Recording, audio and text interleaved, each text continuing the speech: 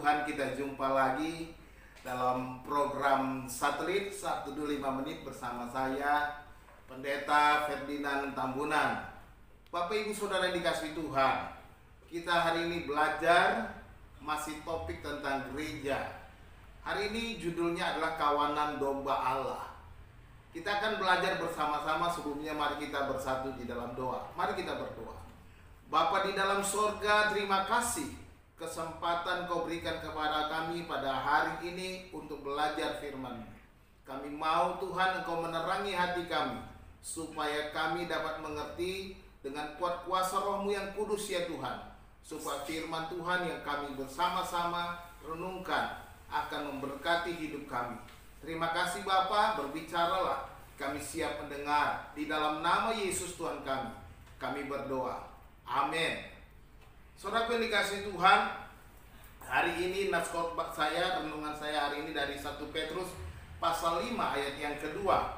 Demikian bunyinya, gembalakanlah kawanan domba Allah yang ada padamu, jangan dengan paksa tetapi dengan sukarela, sesuai dengan kehendak Allah, dan jangan karena mau mencari keuntungan, tetapi dengan pengabdian diri.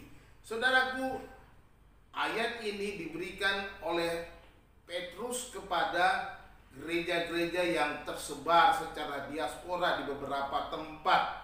Dan dia mengingatkan para gembala-gembala yang melayani di sana agar mereka melayani domba-domba Allah, kawanan domba Allah. Petrus menasihati para penatua, para gembala jemaat, agar mereka menjalankan tugas mereka dengan baik. Tentunya nasihat ini mengingatkan kita kepada Petrus ketika Tuhan Yesus memesankan kepada dia di tepi Danau Tiberias, di mana Yesus bertanya kepada Simon, apakah engkau mengasihi aku? Dan setelah selesai berbicara 3 kali juga, Yesus berkata, gembalakanlah domba-dombaku. Nah, jelas bahwa di istilah domba ini adalah berasal atau sebutan dari Tuhan sendiri. Dia sendiri yang mengatakan bahwa umatnya adalah kawanan domba gembalaannya. Yesus menyebut dirinya juga sebagai gembala yang baik. Nah, kita melihat bahwa Yesus dalam Injil Yohanes pasal 10, dia menjelaskan tentang posisi seorang gembala yang baik, di mana dia katakan bahwa dia ada seorang gembala yang baik yang menyerahkan nyawanya bagi domba-dombanya. Nah, Yesus menyatakan bahwa dia mengorbankan hidupnya, mengorbankan dirinya bagi domba-dombanya. Inilah tugas seorang gembala yang baik. Dan Yesus menyatakan itu dan membuktikan perkataannya dengan menyerahkan hidupnya mati di kayu salib bagi kita, saudara dan saya, sebagai kawanan domba Allah. Bahkan di saat hari-hari terakhir Yesus berkhotbah tentang akhir zaman, bahwa dia juga akan memisahkan kambing dan domba. Di dalam Matius pasal 25 ayat 32, Yesus berkata, lalu semua bangsa akan dikumpulkan di hadapannya, dan ia akan memisahkan mereka seorang daripada seorang, sama seperti gembala memisahkan domba dari kambing.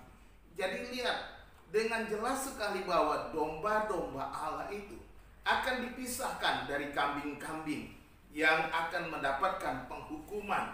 Saudaraku yang dikasihi Tuhan, apa yang kita dapatkan sebagai kawanan domba Allah? Ya. Yang saya mau ingatkan bahwa yang kita dapatkan adalah penjagaan dan pemeliharaan dari sang gembala. Ya, dia akan menjaga kita, memelihara kita saat kita tersesat, sebagaimana Yesus menceritakan tentang perumpamaan domba yang hilang itu.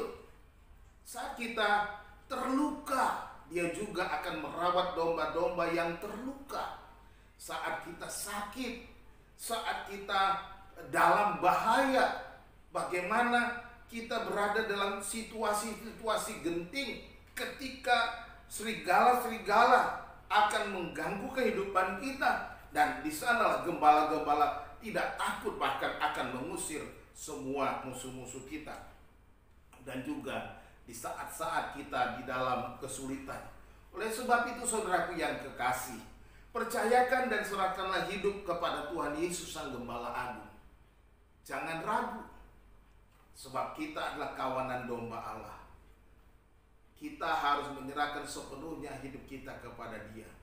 Dia akan memelihara kita, Dia akan menjaga kita, Dia akan menuntun langkah kita. Seperti Daud yang berkata, Tuhan adalah gembalaku, takkan kekurangan aku. Ia membaringkan aku di padang yang berumput hijau. Ia membawa aku ke air yang tenang. Dan kita melihat inilah yang akan dilakukan Tuhan di dalam kehidupan kita sebagai orang percaya. Kiranya Tuhan Yesus memberkati kita semua. Amin.